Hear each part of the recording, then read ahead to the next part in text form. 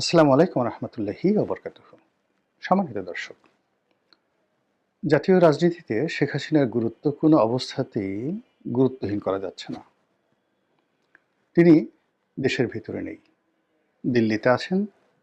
মাঝে মাঝে আমরা তার শব্দ শুনি, আওয়াজ শুনি, কিন্তু গত 17 মাসে তার চেহারা সুরত আমরা একবারও দেখিনি, যেটাকে ফিজিক্যাল অ্যাপিয়ারেন্স বলা হয়।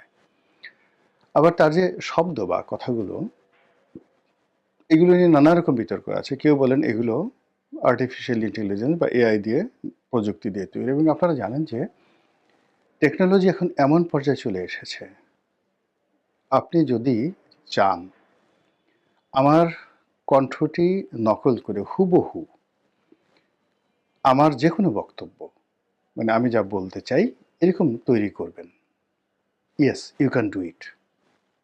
আলটিমেটলি 100% অ্যাকুরেসি আসবে কেবলমাত্র যদি আপনি এটাকে পরীক্ষা করেন, তখন ধরা পড়বে এটা এআই নির্মিত। কিন্তু সাধারণভাবে আপনি 1% আপনি এদিক ওদিক পাবেন না।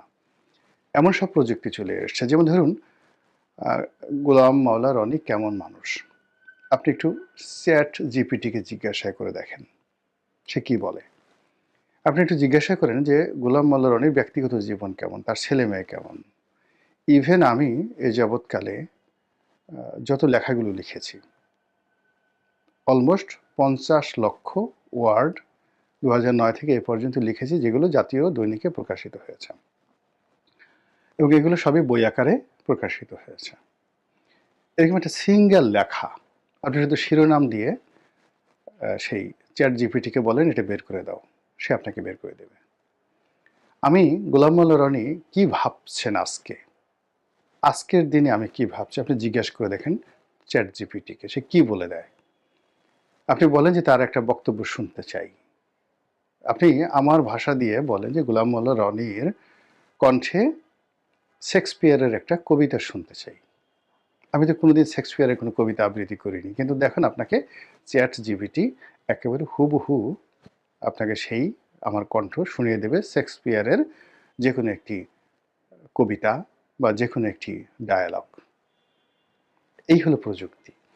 তো সেই প্রযুক্তি দিয়ে শেখ হাসিনার বক্তব্য এবং শেখ হাসিনা যেটা চিন্তা করেন, যেটা কল্পনা করেন, অথবা শেখ হাসিনার কণ্ঠ দিয়ে যে ধরনের বক্তব্য আসতে পারে বলে সাধারণ মানুষ বিশ্বাস করে, ঠিক হুবহু চ্যাট জিপিটি দিয়ে ঠিক সেই ধরনের একটি বক্তব্য তৈরি করা সম্ভব।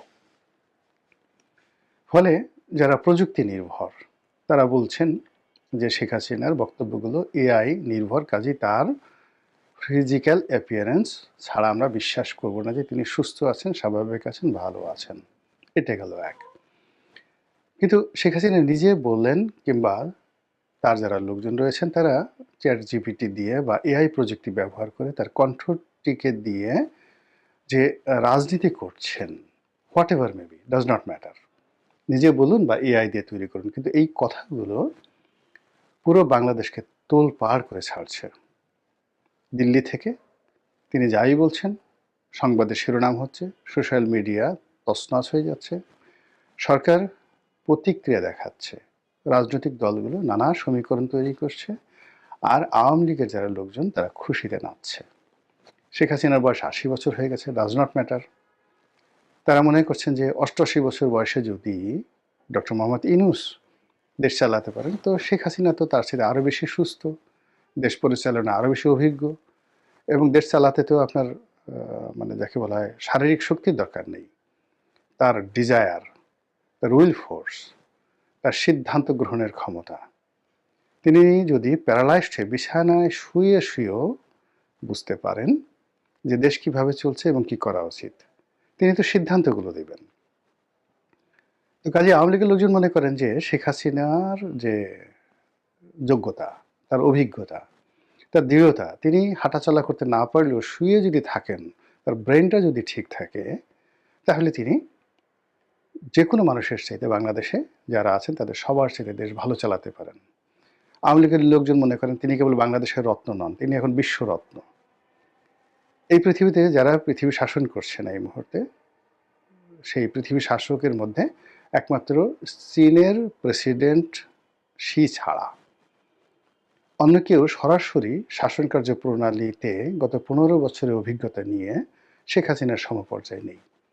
২০০৯ সালে শেখ হাসিনা যখন শাসন ক্ষমতা শুরু করেছিলেন, ঠিক সেই সময়টাতে বিশ্ব যে সকল নেতৃবৃন্দ ছিলেন তারা কেউ নেই একমাত্র চীনের প্রেসিডেন্ট ছাড়া। আর রাজতন্ত্রের দেশে রাজারা আছেন, সৌদি আরবে রাজারা আছেন, তারপরে ইরানে খামিনি সাহেব আছেন, কিন্তু তারা শেখ হাসিনার মধ্যে কেউ শতভাগ একেবারে অ্যাক্টিভলি জুডিশিয়ারি, এক্সিকিউটিভ, মিলিটারি সবগুলো তিনি এক হাতে হ্যান্ডেল যেভাবে করেছেন, এটা আসলে শেখ হাসিনা সাহেব কেউ করেনি। এই কারণে আওয়ামী লীগের যারা নেতাকর্মী, তাদের যারা প্রতিপক্ষ, যতই শেখ হাসিনাকে স্বৈরাচার, ফ্যাসিবাদী যা কিছুই বলুক না কেন, তারা মনে করেন যে তিনি গণতন্ত্রের জন্য, রাজনীতির জন্য, সুশাসনের জন্য, দেশের উন্নয়নের জন্য ল্যান্ডমার্ক। তো ওই যে তার যে কণ্ঠ, সেটা এআই নির্মিত হোক কিংবা তিনি নিজে বলুন, হোয়াট এভার মেবি, আওয়ামী লীগের লোকজন এটাকে মনে করছেন তাদের মানে প্রাণবায়ু। তারা যে বেঁচে আছেন, এই বেঁচে আসার নিঃশ্বাস প্রশ্বাস হলো শেখ হাসিনার বক্তব্য। এরপর দ্বিতীয় যে বিষয়টি রয়েছে সেটি হলো সরকার। এখন যারা আছেন কিংবা আন্দোলনের যারা কর্তা ব্যক্তি, তাদের জন্য এই শেখ হাসিনার যে কণ্ঠস্বর, এটাই এখন তাদের জন্য একটা বিরাট যন্ত্রণা। শেখ হাসিনার কণ্ঠস্বর শোনার চাইতে অনেকে গলায় দড়ি দিয়ে মরার জন্য রেডি। যে কারো কণ্ঠস্বরের সামনে যদি কানে কানে শেখ হাসিনার কাছে এসে বলে, কুক কেমন আছো মামু, ভালো আছো তো, এই যে কথাটা যদি শেখ হাসিনার এই বক্তব্য যে কেমন আছো মামু, দিনকাল ভালো চলছে তো, ঘুম ঠিক মতো হয়, শরীর স্বাস্থ্য ভালো আছে তো, এই কথা শোনার সঙ্গে সঙ্গে তার মধ্যে যে ভয়, আতঙ্ক, বিষাদ তৈরি হবে, সেই বিষাদের পরিবর্তে যদি বলা হয় যে তুমি এখন গলায় দড়ি দিয়ে মরো, সে বলবে আমি গলায় দড়ি দিয়ে মরব। তো বোঝার চেষ্টা করুন যে শেখ হাসিনার যারা প্রতিপক্ষ, তাদের কাছে তিনি এখনো পর্যন্ত কতটা ভয়ঙ্কর রূপে আছেন। আর এই কারণে এই যে নির্বাচনের পূর্বক্ষণ, যখন নির্বাচনের জন্য মাত্র 10 দিন সময় আছে, সেই 10 দিন পরে কি হবে? তারেক রহমান সাহেব প্রধানমন্ত্রী হবেন, অথবা ডক্টর শফিক প্রধানমন্ত্রী হবেন। সব মানুষ আওয়ামী লীগকে ভুলে যাবে, শেখ হাসিনাকে ভুলে যাবে, কিন্তু সেটা হচ্ছে না। সবাই বলার চেষ্টা করছে যে শেখ হাসিনার সমর্থন নিয়ে তারেক রহমান সাহেব দেশে এসেছেন, তার সাথে তার কথা হয়েছে। ভারত তারেক রহমান সাহেব বিএনপির মধ্যে আর আওয়ামী লীগের মধ্যে একটা সমঝোতা করে দিয়েছেন, কাজেই শেখ হাসিনা বা আওয়ামী লীগকে যদি সমালোচনা করতে হয়, তারেক রহমান সাহেবকে করতে হবে। বিএনপির লোকজন বলার চেষ্টা করছেন যে আরে এটা কি ধরনের কথা, জামাতও তো দিল্লির সাথে যোগাযোগ করছে। রাষ্ট্রদূত পর্যায়ের যারা কর্মকর্তা, তারা কি গিয়ে এই জামাতের আমিরের সঙ্গে দিল্লিতে লন্ডনে দেখা করেননি? বাংলাদেশে কি তাদের মধ্যে একাধিক বৈঠক হয়নি? এগুলো পত্রপত্রিকায় এসেছে। কাজে তাদের সঙ্গে যদি শেখ হাসিনার একটা সংযোগ হয়, যোগাযোগ হয়, তাহলে অস্বাভাবিক কি? সবাই তো সেই কাজগুলো করছে। আর অন্যদিকে কথাবার্তা যত সরকার শুনছে, ডক্টর মোহাম্মদ ইউনূসের সরকার, তাদের তত পালপিটেশন, মানে আমরা যেটাকে পালস বলি, মানে এই যে হাতের যে পালস, সেই পালসকে আঞ্চলিক ভাষায় আমরা বলি পালপিটেশন। পালপিটেশন গরম হয়ে গেছে। তো যখনই শেখ হাসিনার কথা বলা হয়, পালপিটেশন গরম হয়ে যায়। এবং আপনি দেখেন, খালি যদি সুযোগ পায়, ঢাকার শহরে 1 ঘন্টা মানে সবার গলায় একটা করে ঢোল থাকবে, আর প্রতিটি পাড়া মহল্লায় সেই ঢোল তারা পিটাবে 10 জন করে লোক, আর খালি বলবে শেখ হাসিনা, শেখ হাসিনা, শেখ হাসিনা। আপনি দেখবেন যে পালপিটেশন কাকে বলে। হাসপাতাল ভরে গেছে। হৃদরোগ ইনস্টিটিউট যেটা আছে, ওই হৃদরোগ ইনস্টিটিউটের সামনে যার দাঁড়ানোর জন্য একটা টিকিট যদি কেউ ওই সময় বিক্রি করে, দেখা যাবে এক একটা টিকিট 1 লাখ 2 লাখ টাকা করে বিক্রি হবে, খালি একটু দাঁড়িয়ে তার হার্টবিটটা চেক করবে এসে, এরকম লোকের সংখ্যা বেড়ে যাবে অনেক।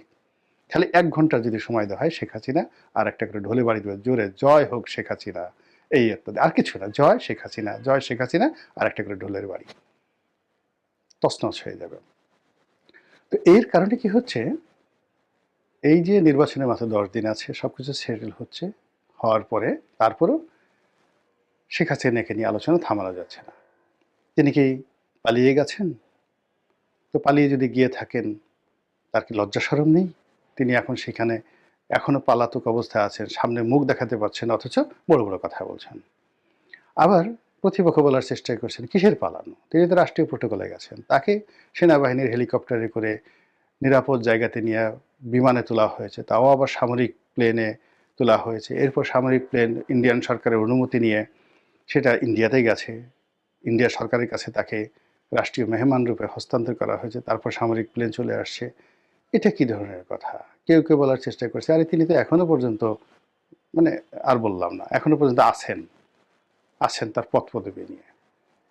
তো এই যে পরস্পর বিরোধী কথাবার্তা, সেই সব কথাবার্তার মধ্যেই আওয়ামী লীগের ভেতরে বাইরে, আওয়ামী লীগের পক্ষ বিপক্ষ, দেশের ভিতরে দেশের বাইরে, যেখানে বাংলাদেশের রাজনীতি নিয়ে কথা হচ্ছে সেখানেই অনিবার্যভাবে আওয়ামী লীগ চলে আসছে, শেখ হাসিনা চলে আসছে, এবং এই ভোটের মাঠে আওয়ামী লীগের আতঙ্ক বা আওয়ামী লীগের প্রেম, আওয়ামী লীগের প্রয়োজনীয়তা বা আওয়ামী লীগের অপ্রয়োজনীয়তা, এটাকে বাদ দিয়ে কোনো রাজনীতি হচ্ছে না। এবং 12 তারিখ সারা দিন যারা নির্বাচনে অংশগ্রহণ করবেন তাদের সকলের পালপিটেশন গরম থাকবে এই আওয়ামী লীগের ভোটের আতঙ্কে। ভোট কোন দিকে যায়, কার দিকে যায়? এটি কি হুজুরের দিকে যায়, নাকি এটি লন্ডনী মুফতির দিকে যায়? এটি কি জান্নাতের দিকে যায়, নাকি এটি চান্দার দিকে যায়?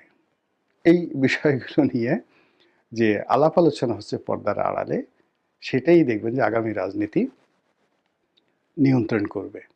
মহান আল্লাহ আমাদের সবাইকে হেদায়েত দান করুন এবং হেফাজত করুন। আসসালামু আলাইকুম ওয়া রাহমাতুল্লাহি ওয়া বারাকাতুহু।